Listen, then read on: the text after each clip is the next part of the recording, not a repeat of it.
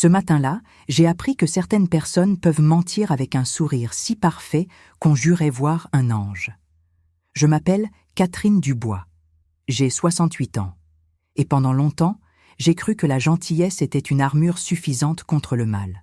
Je me trompais. Aujourd'hui, je vais vous raconter comment ma belle-fille a prétendu avoir perdu 77 millions d'euros et comment cette phrase a déclenché la chute la plus spectaculaire que j'ai jamais vue.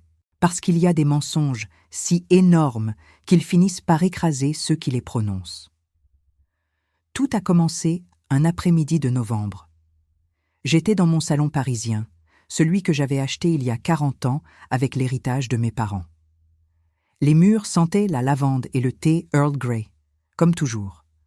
Mon mari Pierre était décédé 5 ans plus tôt, me laissant seul avec la promesse que notre fils unique, Julien, prendrait soin de moi. Cette promesse, je l'avais crue. Quelle naïveté! J'ai entendu la porte d'entrée s'ouvrir sans qu'on frappe. Des pas pressés, puis la voix de mon fils. « Maman, il faut qu'on parle. » Son ton était différent, froid, calculateur. Je ne le reconnaissais pas. J'ai posé ma tasse de thé et je suis sortie du salon.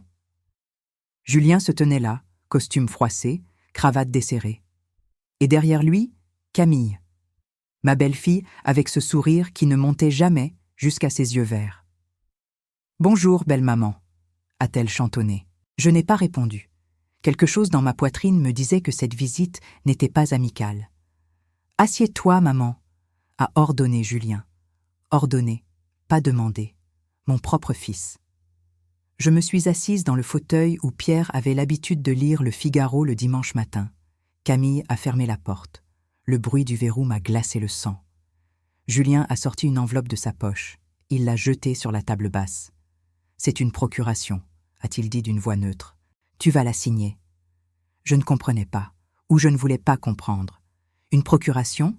Pourquoi faire, mon fils? Pour que je puisse gérer tes affaires, l'appartement, les comptes, tout. Mon cœur s'est mis à battre lentement, comme pour économiser ses forces. Julien, cet appartement est à moi. J'y ai travaillé toute ma vie. Il s'est penché vers moi. Son visage était si proche que je pouvais sentir l'odeur du whisky dans son haleine. Justement, maman, tu as travaillé. Tu n'as plus l'âge de t'occuper de tout ça. Tu as besoin d'aide. Camille a laissé échapper un petit rire depuis l'autre bout de la pièce. Ce rire m'a transpercé comme un couteau. « Allons, Catherine, ne soyez pas difficile, c'est pour votre bien. » Julien s'est redressé. Il a marché vers l'étagère où je gardais les photos de famille. Il en a pris une, celle de Pierre, mon mari, l'homme qui était mort 5 ans plus tôt en me laissant la promesse que notre fils veillerait sur moi. « Tu crois que papa voudrait te voir comme ça? Seul, têtu, incapable d'accepter l'aide de ta propre famille ?» Les larmes ont commencé à me brûler les yeux, mais je ne les ai pas laissées couler. « Ton père voudrait que je décide de ma propre vie. » Julien a posé la photographie sur la table, trop fort. Le verre du cadre s'est fissuré. « Signe, maman. » Non. Ce mot est sorti sans que j'y pense, ferme, clair. Et c'est là que tout a basculé. Camille s'est avancée. Elle a ouvert son sac à main Hermès, celui que je savais qu'il ne pouvait pas se permettre. Elle en a sorti une liasse de documents. « Belle maman, peut-être que vous ne comprenez pas la gravité de la situation. » Sa voix était douce, presque maternelle. C'était terrifiant. « Nous avons investi votre argent. Julien avait une opportunité incroyable, un placement financier garanti, 77 millions d'euros. » Mon sang s'est glacé. « Quoi? Quel argent? » L'argent de la vente de vos parts dans l'entreprise familiale.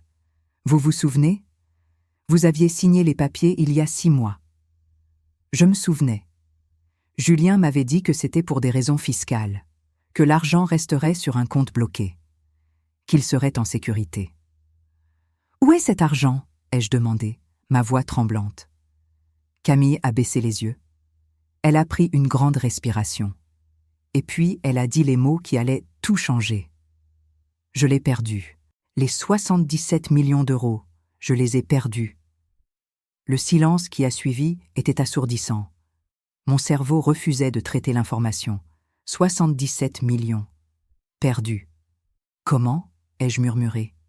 Comment peut-on perdre 77 millions d'euros? Julien s'est levé brusquement. Ce n'est pas ça la question, maman.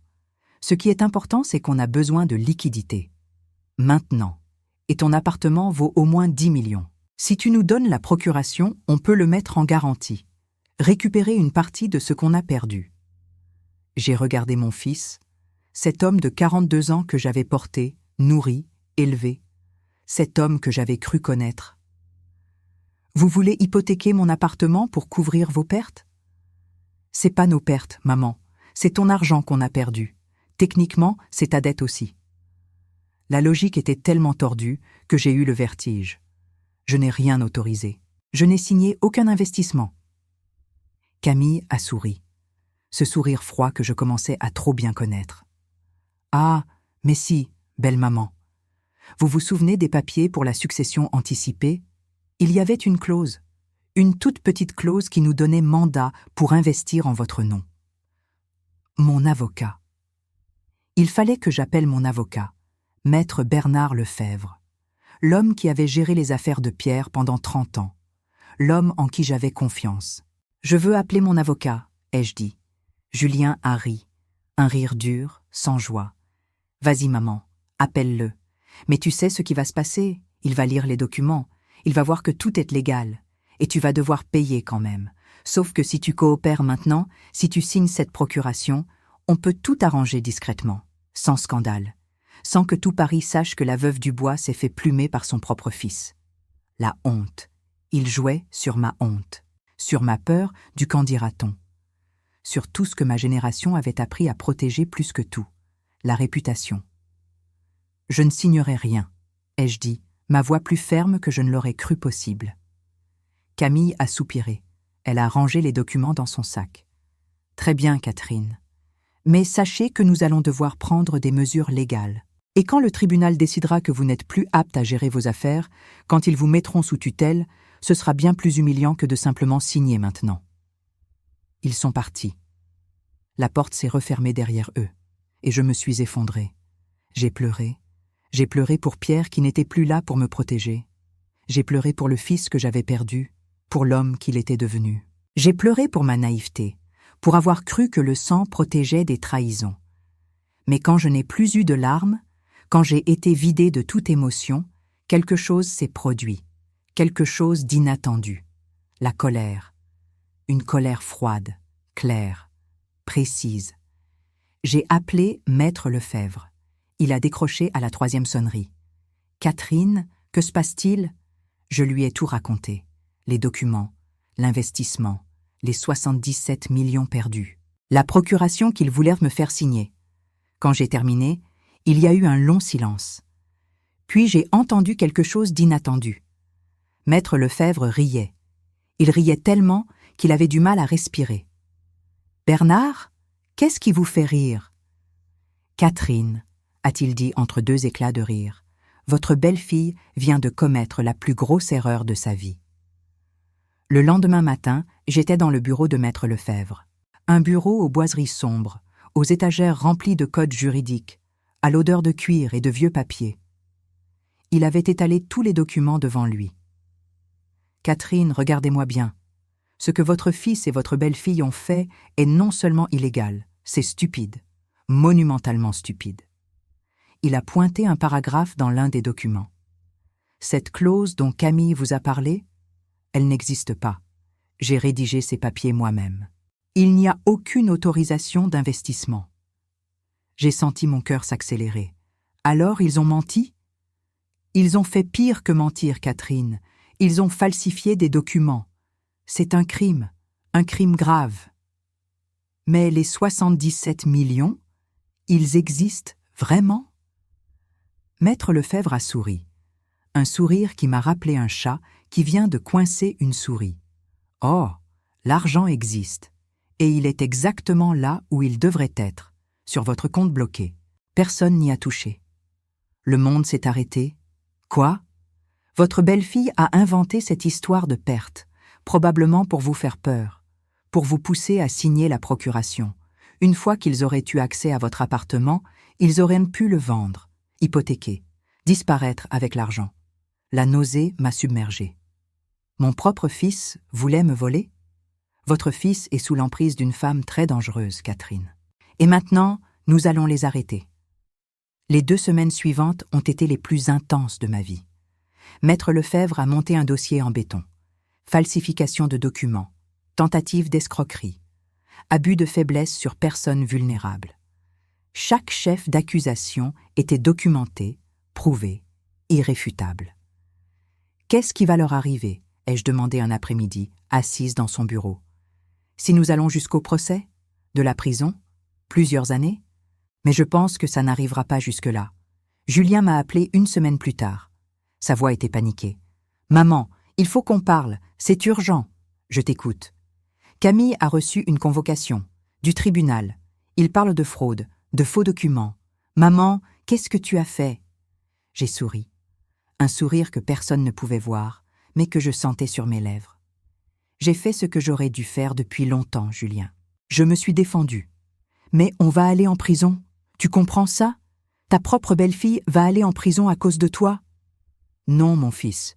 Elle va aller en prison à cause d'elle-même, à cause de ses mensonges, à cause de sa cupidité. Le silence au bout du fil était épais, lourd. Maman, s'il te plaît, on peut arranger ça. Retire ta plainte, on te laissera tranquille. On ne te demandera plus rien, jamais. C'est trop tard, Julien. Maman! Il criait maintenant. C'est ta famille. Comment tu peux nous faire ça?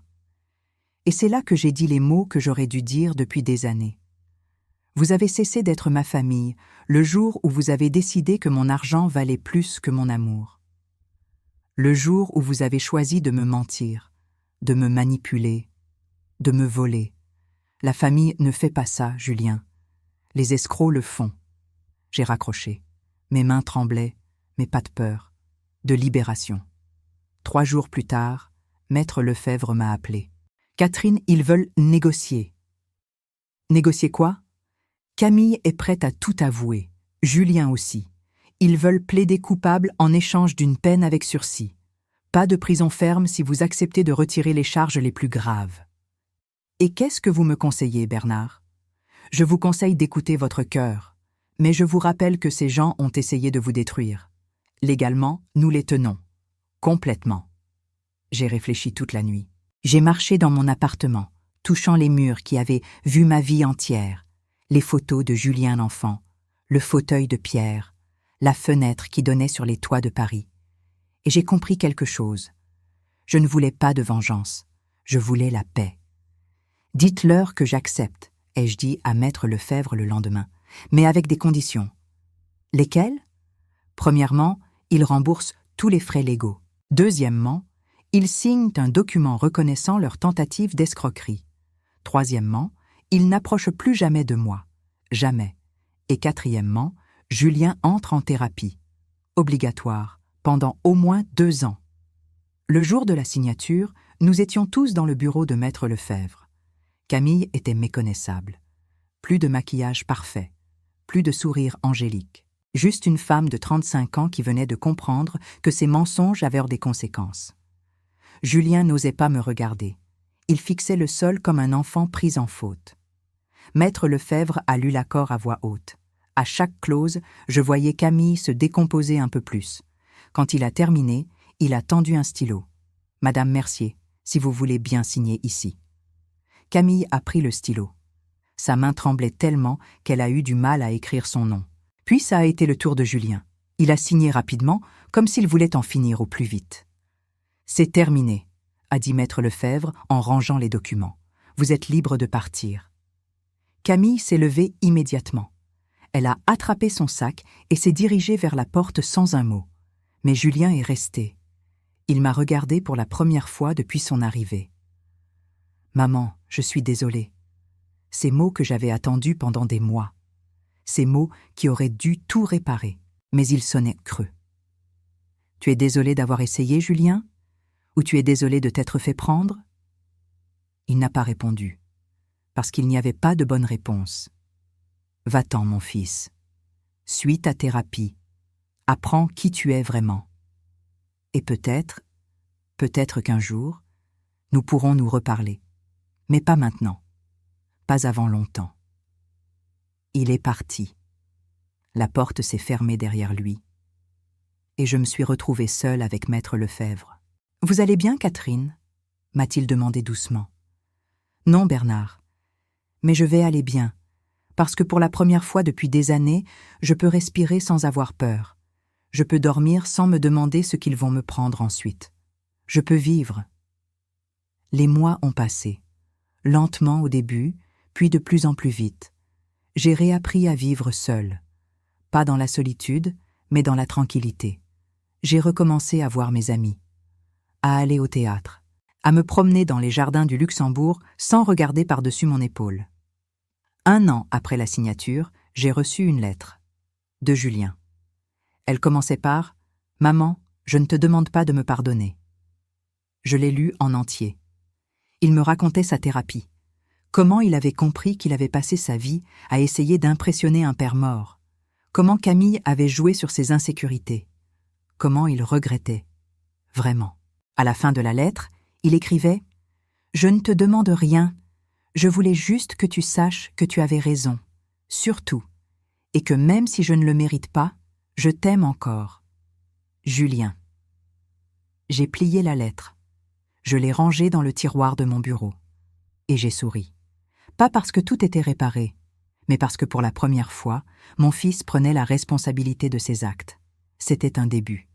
Peut-être pas d'une réconciliation, mais d'une guérison. Aujourd'hui, 2 ans après cette terrible journée où Camille a prétendu avoir perdu 77 millions d'euros, je suis assise sur mon balcon parisien. Le soleil se couche sur les toits. L'air sent le jasmin. Et je me sens en paix. Pas parce que j'ai gagné, mais parce que j'ai survécu. J'ai survécu à la trahison. J'ai survécu à la manipulation. J'ai survécu au mensonge le plus énorme qu'on m'ait jamais raconté. Et dans cette survie, j'ai trouvé quelque chose de plus précieux que n'importe quel appartement, que n'importe quelle somme d'argent. J'ai retrouvé ma dignité. Alors si vous écoutez cette histoire et que vous vivez quelque chose de similaire, retenez ceci. Les personnes qui vous aiment vraiment ne vous demanderont jamais de choisir entre votre dignité et leur amour. Et celles qui le font ne méritent ni l'un ni l'autre.